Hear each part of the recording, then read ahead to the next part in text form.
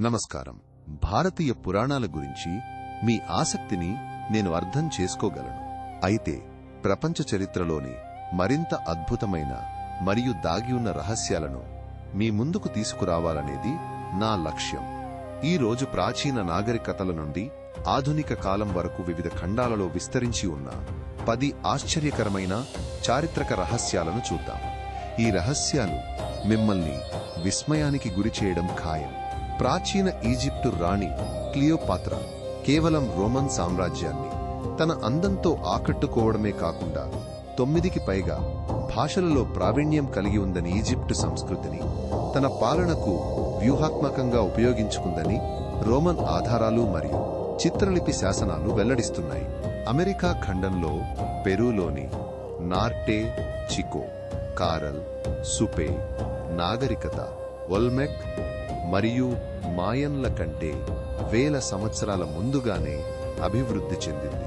వారి భారీ నిర్మాణాలు, సంక్లిష్ట సమాజ వ్యవస్థ మరియు క్వీపు వంటి పరికరాల వాడకం పురావస్తు పరిశోధనలలో బయటపడ్డాయి.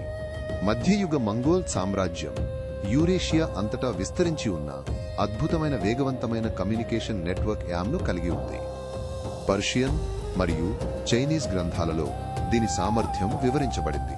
పశ్చిమ ఆఫ్రికాలోని మాలి సామ్రాజ్యం ముఖ్యంగా టింబక్టు అపారమైన సంపదకు మరియు మేధో కేంద్రాలకు ప్రసిద్ధి చెందింది.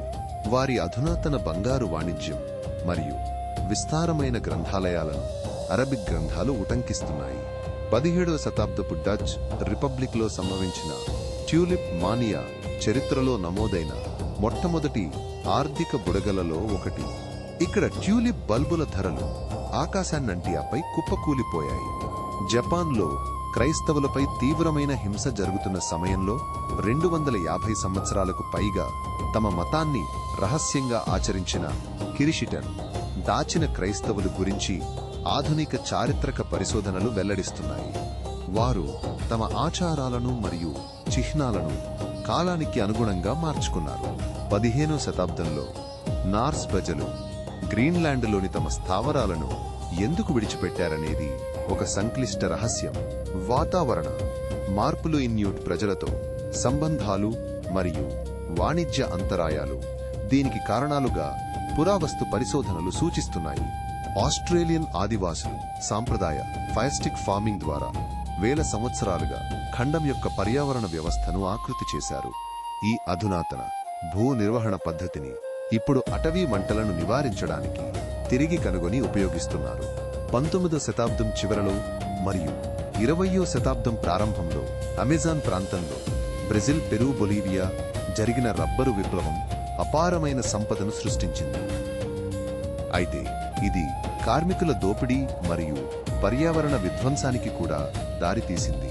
స్వాతంత్ర్యానికి ముందే భారత జాతీయవాద నాయకులు ఆర్థిక స్వావలంబన మరియు పారిశ్రామికీకరణ కోసం రహస్యంగా వివరణాత్మక ప్రణాళికలను రచించారు.